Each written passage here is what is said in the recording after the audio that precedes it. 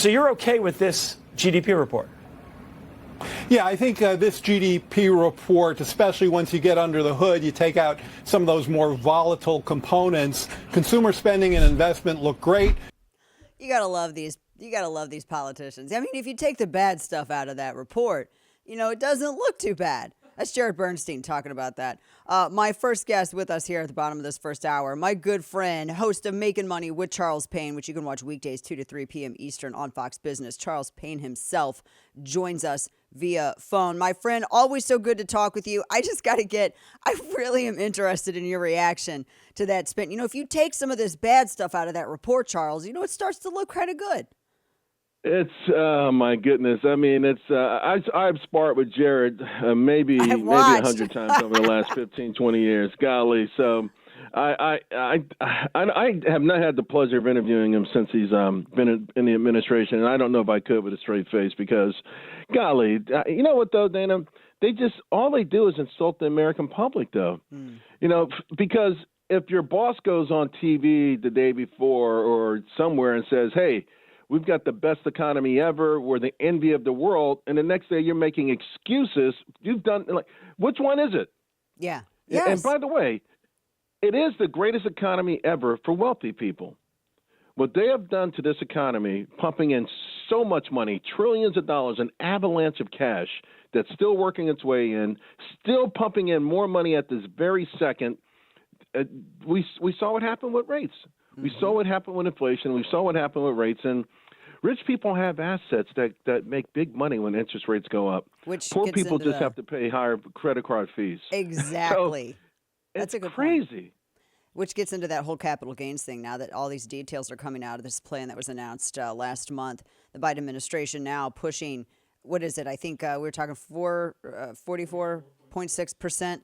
I mean, at the top, the capital gains push. Yeah, did you see the details on it, though? It's worse than even that. Why they but no, the details, why they justify it. Yes, because they're saying that it's to solve racial disparity. Right. To impose a minimum income tax. They want to propose a minimum income tax on wealthiest Americans on top of the capital gains stuff, right? Yeah. And this minimum tax, they say the reason is for the preferential treatment of unrealized gains. Disproportionately benefits high wealth taxpayers and provides many high wealth taxpayers with lower effective tax rates than lower middle income.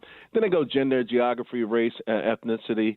But essentially they're saying that this proposal would balance everything out. It really is absolutely nuts. And they go on to show how few black people have money in this and that.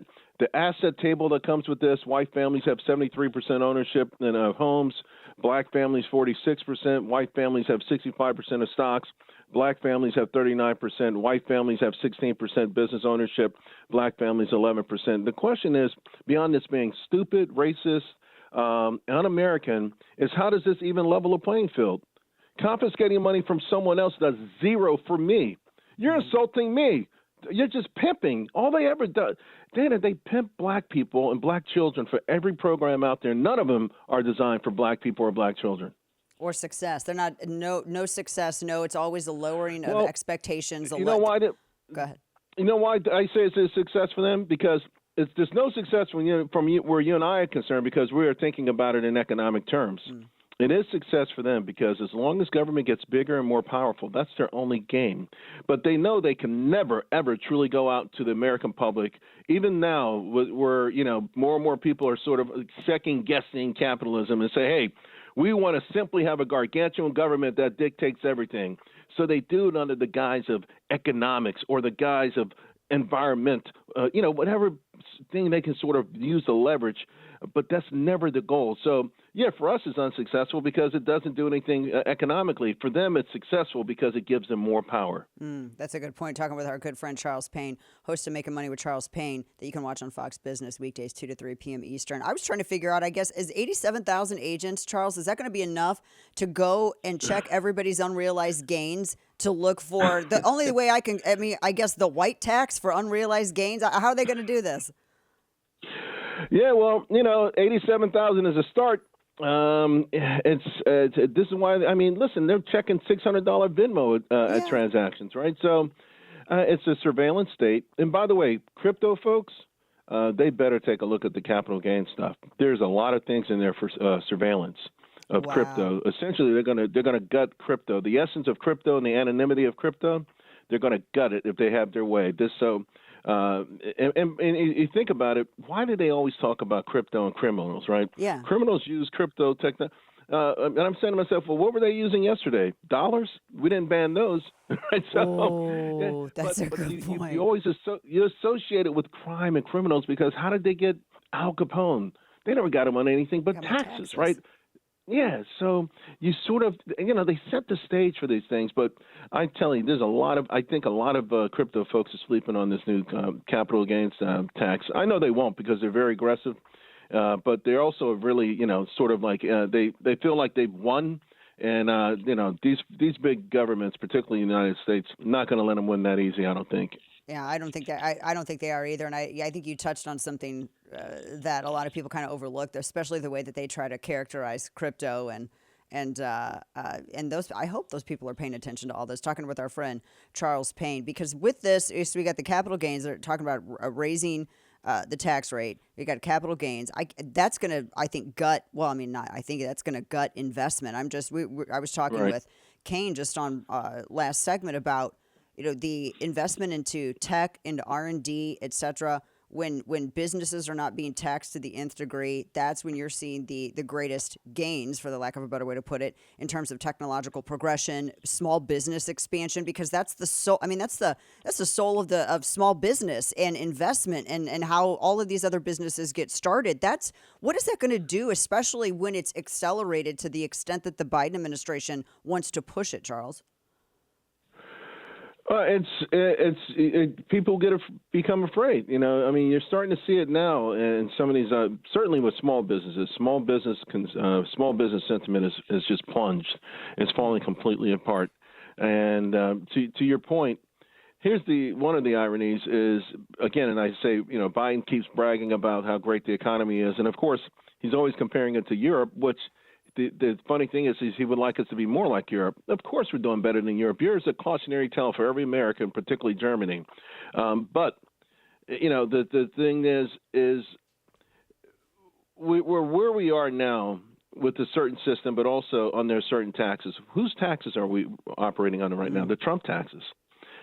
How can you say Trump taxes are unfair and at the same time say the economy is booming? How can you say that Trump I'm going to hike taxes and get the same result? You just can't have it both ways. These are the Trump taxes that we're living under, and this is how helped to spur some of this record-breaking entrepreneur. At least people are filing for businesses, right, and things like that. It's when people know that they can take a chance. And if it works out, be rewarded for it, they're going to take more of a chances. The CEO of a major of Norway's fund, Norway's got this big fund. They struck oil. It's so funny because they won't invest in oil. But anyway, they've got this big sovereign wealth fund. It's a couple $1 trillion. It's the biggest one in the world. Maybe Saudi Arabia is right up there. And I think it was the CEO of there earlier in the week. Said Europe just blew it. He says that they can never catch Americans because we work hard, and he's imploring them to do what we do. And the irony is President Biden is actually imploring us to do what Europe does. Ooh, yeah. While they're doing the reverse. And speaking of this, we're talking with our friend Charles Payne just about the budget, the taxes, cap gains tax, all that. Inflation. That's the other thing, because with the report that came out, all the promises that the federal government made, Charles, about cutting rates, not going to happen. The government's not stopping spending, but I've seen a lot of people trying to spin, I guess, the ending of the stimulus spending. They're trying to say, no, government spending's moderating now, which it really isn't. That's just the end of the stimulus stuff, as I understand it. So rates, I mean, are we going to have another inflation scare? Where do we stand with that?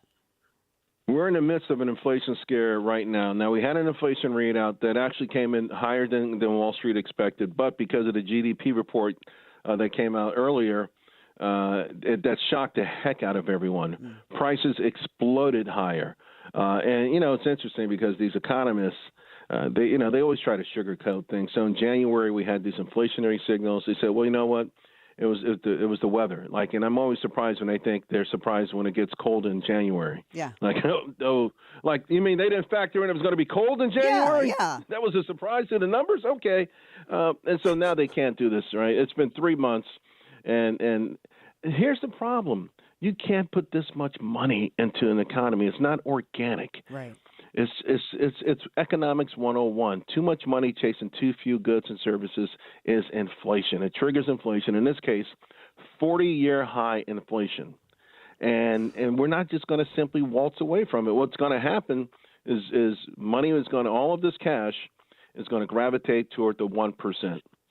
Stanford University last February put out one of the most amazing papers in the sense that, first of all, it was Stanford, right? I'm like, oh, man. Yeah. And they explain how this money trickles up. By the way, I've never talked about a trickle-down economy. It's always trickle up.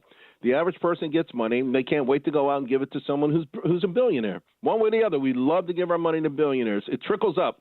We won't hold on to it. We can't wait to give it to someone who's a gazillion times richer than us. But all of this money, that $1.9 trillion over the next 5 years, goes to the top 1%. In the meantime, as it makes its way there, it's still in the economy. People are spending. We found out this morning that people are spending, but our savings rate is now down to 3.2%. Wow. We're near the all-time low, And it's a psychological thing that they do. And they give us a lot of money. They spark something. I equate it to in India, they have these, a lot of these villages have these tigers, and every now and then one will have a confrontation with a human being and kill a human being, and they call them man-eating tigers or whatever. And once they get that bloodlust, they never lose it. And I feel like a lot of times in Americans, they gave us so much money during the pandemic, and people were waiting for these checks, running to the mall, and then they had to have more. And we can't stop. They knew we wouldn't be able to stop. They did this on purpose. And if you're the president, you say, "Look at my GDP numbers," but that's what they call nominal numbers. In real life, people now are making more, but are making more nominally, but it doesn't go as far. So net, we're losing, and we're losing big time. And those things that they say don't count food, don't count energy, don't count housing, don't count auto insurance. We have no choice. The bills never stop coming. We have to count them. Last question for you. I know you got to got to start doing get ready for your awesome show coming up. So what's next? I mean, what can we expect?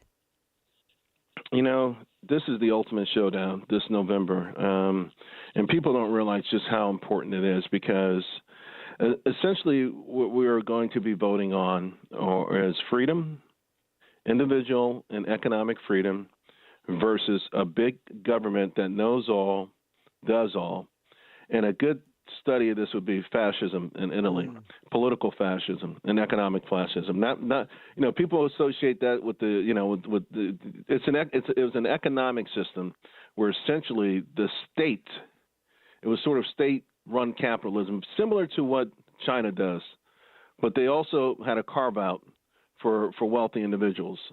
I've just said the richest people in this country, also known as political donors, the George Soroses of this world, are the ones pulling the strings for all of this stuff. So they want a world where the federal government still creates a tremendous amount of wealth, but it goes almost directly to them.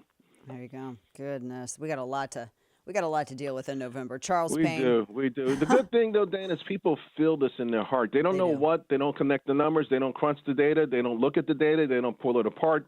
But they know. Some people know something is wrong, and that's a good thing for now. There you go. Charles Payne, host of Making Money with Charles Payne, the best show on money and economics on TV. You can watch it weekdays, 2 to 3 p.m. Eastern on Fox Business. My friend, always a pleasure. Hope you have a great weekend. Here. One day you're going to be on, and we're going to be celebrating good news, good economic news, Oh, I can't low wait. taxes. I can't wait. It's going to be a party. I can't wait. I'm coming to the studio for that one. Yes. Yeah, we'd love it. We'd love it. You have a great weekend, my friend. Take care. You too. Thanks.